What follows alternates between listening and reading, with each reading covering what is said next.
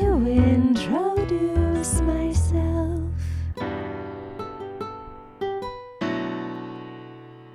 Stoner Story Witch.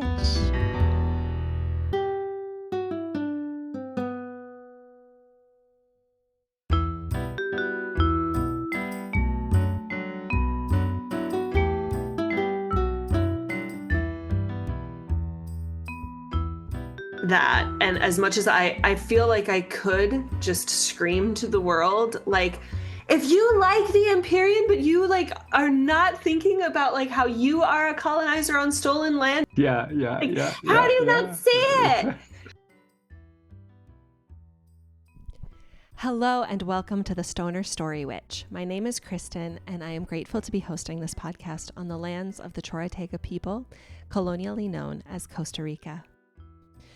So the process has been lately for our writers group that, we meet once a week and we chat about our stuff. We press record to just kind of get some of the antsiness of what it is to like press record out of the way. The majority of our conversations are not intended for the public. I will not be at this time sharing any samples of the writing that we are doing, but just kind of more some of the conversations that we're having kind of about the writing process itself.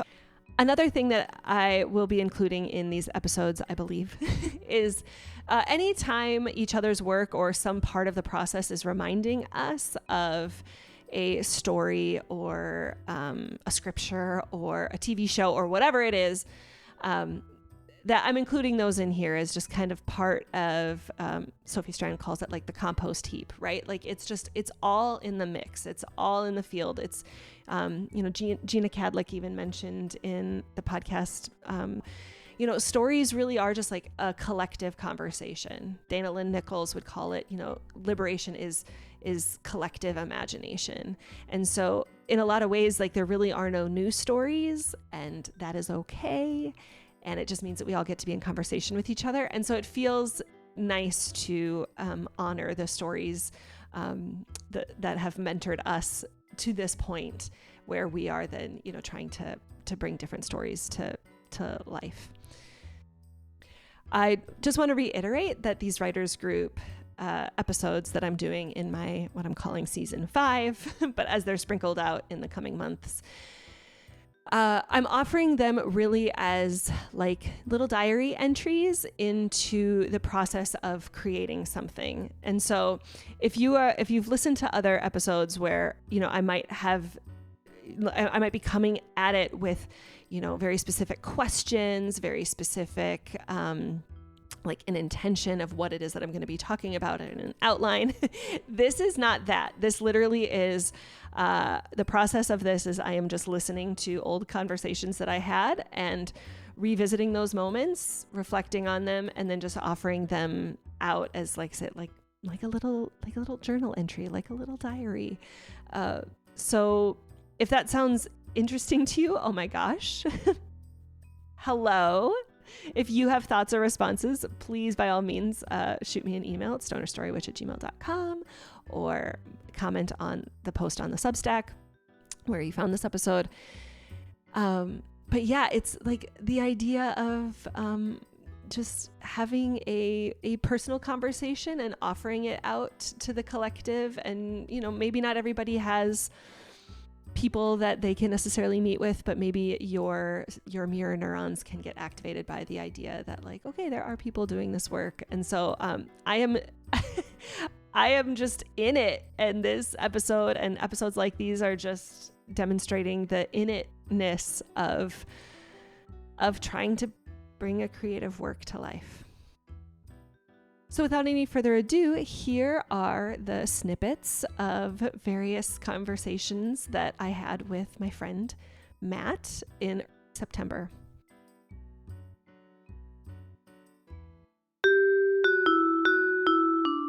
And everything I write, I do eventually, kind of like podcasting. It's like every minute of conversation that I've recorded is like a minute I have to edit, Yes. Every page that I write, if I spend 10 minutes writing it, I'm probably going to spend at least 10 minutes, to read it over and be like, now where does this fit? And I don't want to, I think I'm like want to caretake future me of not like, okay, what is it I'm actually trying to fit this into? Like, I know Yeah, it's there's so many interesting. juicy little like threads and breadcrumbs I want to have, but realistically, is it really going to be able to hold all that? Or how, or if it does, how do I make it flow and feel good and not just like an essay All that's written over. as a narrative that just kind of has like disjointed, Hmm. Hmm. I don't know. That's interesting. It sounds like you're also still discovering the book as it's coming into Yeah. life because you're having questions about its identity almost. Because you can't talk about voice or genre, and you fear it becoming something. You fear it becoming too much exposition. That's also an important trope of fanfic. Then that seems totally appropriate if a lot of your book was that. Yeah. Or even, I mean, I mean, you got to follow your spirit, right? So if your Yeah. spirit is saying, I want all of it to be like that, well, then maybe that's what it's Hmm. supposed to be. I'm in a process of losing my way and finding my way. But I'm finding myself fine with that. Hmm. It's I have been, flailing in some ways at writing for a really long time. So there's a lot of stories and there's a lot of words, and the vast majority of them find no life, right? They're Mm. there somewhere on a computer, and every once in a while I find them and I go, ah, that's Hmm. interesting. I have no idea what's going to happen with this, but Okay. I'm like, here I am. Okay, just gonna keep going forward. Yeah. Keep going forward. Well, and that's the exciting thing about like writing an original work. It's like you can take 10 years if it takes 10 years. But Hmm. like if there's like a little part of me that's like, You want this out before the next book's out. yeah, it would be Yeah, nice. Or else, yeah, yeah. And so like I yeah. do kind of feel a little bit, which is really nice because I think if I actually gave myself a really long time horizon, I would just never do it. Never, yeah. And that is, I think, what happens to Yeah. probably but that happens to a lot of people who do Yeah. fantasy, especially because fantasy lends itself to those long, elaborate works that suddenly become overbearing. And then you find out, like I remember the book that got me really into fantasy, which I read while I was living in Pakistan. So Mm. I guess I was like 24 or something. I discovered The Wheel of Time by Oh, Robert yeah. Jordan. Have you read this? My husband read the first book or two, and then I saw there was a TV show that was like made Oh, of it with so sad. I Rosamund hated Pike. that show so You much. didn't like But the show? maybe, no, no, no, no, hated it I because, really liked the premise. Like I was compelled by the premise of like the Aes Sedai and yeah, how like if men channeled, like I felt so like crazy. it was a really good like allegory about like power and patriarchy that I Yeah, appreciated. accurate for some of them. So one of the groups of the Aes Sedai, they all different colors, and the Green Aja, Yes. they're the ones who try do for battle. And Mm, any Aes Sedai can have a warder who they that bond with, like they become a order. servant. But the Greens have many, and they get very close to them. Okay, then maybe that's one that I was thinking of. I was like, Yeah, I yeah. The like the other way these ones usually greens don't do. fool around with their warders, but the Greens, yeah, they're out there. Okay, Something. okay. But either way, it was Why still did I like mention this that? like men in service of like a powerful Yes, woman, which is yes. like we love to see it. We love to see it, and I'll tell you this: the way that it's written in the books, it is a tender devotion that every warder has for their Aes Sedai, and it's Mm. very cool to see. Um, Mhm. um, and then they just chop off heads of Yeah. monsters. I think that's Oh, like, yeah, Octavia Butler and had this like sexy inventory that Sophie Strand like kind of wrote a little stack about, ah, and where it's just like, what are like the things that you've read that you just like find sexy, and then you can just kind of like compile them, and that is definitely like a thing that I'm just like, ooh, that is oh, compelling, like just kind of that power, like, and it so absolutely is. we're Yeah, talking about it, and I'm realizing like, oh, honestly, like I could actually see how um I my book is kind of like has elements of that. Like I want Zayden to kind of have like a pivot point of being like, okay, like, being in service yeah. of That's such a good. So a she has vision like that a list of these. yeah, yeah, like That is so useful. yeah, I was just That kind that of is. Oh, I uh-huh. want that. I want my book to be sexy. Well, yeah, I mean, it just, yeah, like just, subversion of power, or like a thing that I Yeah. find like it's sexy is also just like, oh, it's Mi- juicy, right? Like I think always find sexy is when there's kind of like, a parent that like has kind of like vanished in the middle of the night or died or whatever, but then like you like see that they have this journal, and they maybe like left like a little scavenger hunt for you, like, oh God, that's Yeah. the best, like messages beyond the grave kind of thing. Oh, Oh, yeah, I yeah, agree with like, so it's that. just what are all like, I really love the demons of Philip Pullman's his Dark Material, or Oh, yeah, that's Golden great. Compass. Like Yeah. just having like that animal, I think with Taryn and it, I'm like, honestly, I kind of feel like Rebecca Yarros could have pulled from that, with just kind of that relationship of the dragons with their riders. Hmm. And so it's just funny. I stop and think about like, oh yeah, I love, what did I really like about that story? Even if Yeah. like Wheel of Time, you can kind of, it's like meh in about all these other things, but it's like, oh man, those green Aes Sedai, like That was that something was special. cool. Yeah. And that's what kept us reading for 14 books, because especially it drags. Oh, does it? But you know that even though, especially book 11, you're like nothing happens, but there's a couple of those interesting nuggets, and it just keeps you going. And I just remembered now the reason that I even mentioned the Wheel of Time was Oh yeah, because we sorry. discovered halfway through he had to hire like three assistants to keep track of all his characters and all his side plots. Because Yeah, and he had like a 1 million word document of notes, and it was like yeah. You kind of need that. no wonder he died before he finished.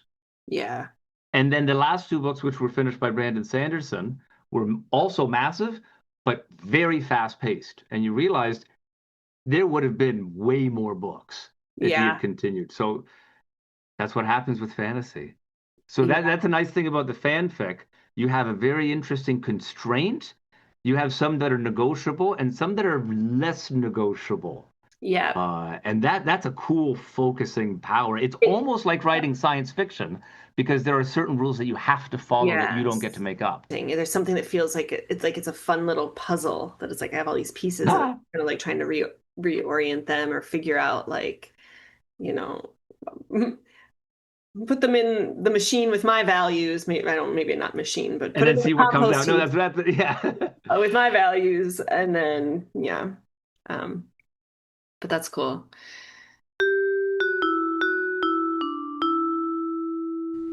I like that it kind of gives voice to how oppressed people can actually like oppress themselves even in the absence of the oppressor, because and Right. it's like the best the best thing that oppressors have done is by like creating such a culture that they don't even need to be actively doing it, because the culture Yeah. is just doing it Yeah, they themselves. just build it right And in so there. there's Yeah. just this like, I'm just like, oh, like, Yeah. That's so interesting, because for you to pick up on that and articulate it that way, that's actually given me a really big help. Because it's oh, interesting. My right now, I don't know if I mentioned this, but my wife is doing her master's, and she yes. just this summer interviewed a whole bunch of poor scheduled cast members who had been converted by missionaries to Christianity. Um, and she's going through all of her transcripts these days, coding it and coming up, seeing what the narratives are that come out. And one of them is definitely this sort of a self-policing Yeah. about the badness of everything Mhm. Hindu. And so that is one of the reasons, and I just appreciate the strengthening, where I had been changing the whole narrative from just some generic uh, girl gets lost in the woods sort of situation, um, to this is the effects of ongoing colonialism, especially religious colonialism. Mhm. Um, uh, it makes the plight that's gonna have more meaning, just to have that. Okay, Uh, but interesting. anyway, that was super helpful. Thank you so much I'm for so that. glad. So glad to hear it. Right, and decolonizing fantasy. If the worlds we are building are not in service to like Something. decolonizing in the real world, then like what are we doing here? If Yeah. all like kind of like what we spoke about last week, if all it is just like we're gonna get in the head of the colonizer and make it make sense and like sympathize with the colonizer, it's like I actually don't want to sympathize with Yeah. colonizers. And yeah, it's just so funny. I think that's one of the things the sexy inventory of what really compelled me to the fanfic that I the need to write Empyrean that down. series is Is that what it's called? The sexy inventory? I think it literally just Octavia Butler, the sexy inventory. I could also just forward you the Sophie Strand thing where she shares it and kind of writes her own. Yeah, one of the things that part of the sexy inventory that I had was like just how like obvious it felt to me that Xaden was like indigenous. Like he speaks the Tirish language, he does the Tirish Mm. runes, and it becomes clear that like the capital has like been like wanting to like kind of I mean exactly like the Hinduism thing, right? Like we don't teach runes, runes don't like that's They're just like a weird stupid. thing. Like they're stupid. Yeah. We're gonna try to like all the books we have, we're just gonna for ease of learning and understanding, we're just gonna translate them all into like the same language, because so then we don't even Let's need. just make it easy and learn ours. Don't worry Yes, about yeah, and it. like how like Basgiath basic and like how the children of the revolution, the only way they were able to survive is by conscripting into the Rider Quadrant. And I'm like, if that is not a residential school, if that is not like a Yep. deciding of a people, if that is not like an erasure of like, so to me, this whole book is about that. And as much as I feel like I could just scream to the world, like, if you like the Empyrean, but you like are not thinking about like how you are a colonizer on stolen land, Yeah, yeah, like, yeah, how yeah, do you not yeah. see it? And so then it's like, well, I'll just write another one and try to like Time to write a book. just see if I can convince people that way. But Yeah. maybe not even convince. That's what I keep thinking of. It's like I don't know that anybody can It's be convinced, but you have to feel it. You can't. And the way we get people to feel is like through it's art. by yeah, and it's like you are deeply feeling this thing and Yeah. you're giving it a body. Hmm. Guys, this is how I feel. What do you think? Yep. And a lot of people are going to go, oh, you put into words a feeling that I was kind of having but hadn't been able to see or Yeah. articulate yet, which is the coolest thing when you're reading a book. And it Yes. gives you one of those. You're like, oh my God, you just Oh my God. get me. Yeah. That's Yeah, right. That's right. All right. Well, how are you doing on time? I'm good for now. Do you have something that you want to share I or mean, do or talk about? I don't know how helpful well, I don't know how much it will make sense. Like, there was a part of me that was like, I could try to explain the plot, the Cool. plotting that I did. Which yeah, was just like it was weird being like it's technically words, even if I'm like typing it up in a It's table. words. It's It's words. words. Words. Um, Technically, I would actually say if you're editing your work, every word you delete counts as a word. oh, Just well, there saying. you go. And there's something like just so That's amazing. sexy I love it. about There's a sensual selflessness in that. like the green eyes to die. Oh, da da da. Da-da-da. I love it. Yeah. Okay. But so you That's kind great. of So get it it. seems to me, if I'm understanding this, then the places is going to be a fascinating growth period for her, Yeah. and then it's going to be leading her to just want to friggin' just stay in the Garden of Eden. Oh, and this is what I was thinking. Oh, this is so cool because so it's like the Buddhist bodhisattvas, right? Okay. Because the bodhisattvas are the ones who make a vow to not get enlightened until they can help traditionally everybody else get enlightened first. So they're like at the door, they're so advanced they could Mhm. be enlightened, but they're not going to do it until they save all the sentient beings. So this is a very cool idea of you giving up paradise for someone who's left behind. Right. And in this case, the thing that's screwing up paradise is misinformation. Right. And Yes. that's cool because the whole point of the book is figuring out narrative information. I Right. like this. I like Okay. this. So do you know It feels affirming that I guess I'm trusting that you understood enough of what I was trying to lay out. And the fact that you're like, yeah, that looks like you are not writing yourself into a corner. You're definitely not writing yourself into a corner. So Yeah. that feels like, yeah, I think there was a part of me that was just like, ew, is this, did I figure it out? Yeah. Your map looks clear. Okay. Your map looks clear. And it's got a couple of there's going to be some cool moments to do. I don't know how much of that you've written, but it's going to be fun reading the part where it's very evocative, very nature magic. Yes. Which is my favorite kind of magic. Yes. And I think I just, if all my book really does for people is make them be like, I want to go visit my nearest provincial park on my next whatever I get vacation or whatever, like that will be enough. Then that indeed is a job well done. I will have done my job. Yes. Oh, I love that. Oy. All righty. We're still on track. I love it. Well, all right then. Until next Tuesday. Until next Tuesday. Yeah, keep me posted with just whatever feels. Well, until next time. Happy writing. Yeah, take good care. Bye for now. Okay, bye.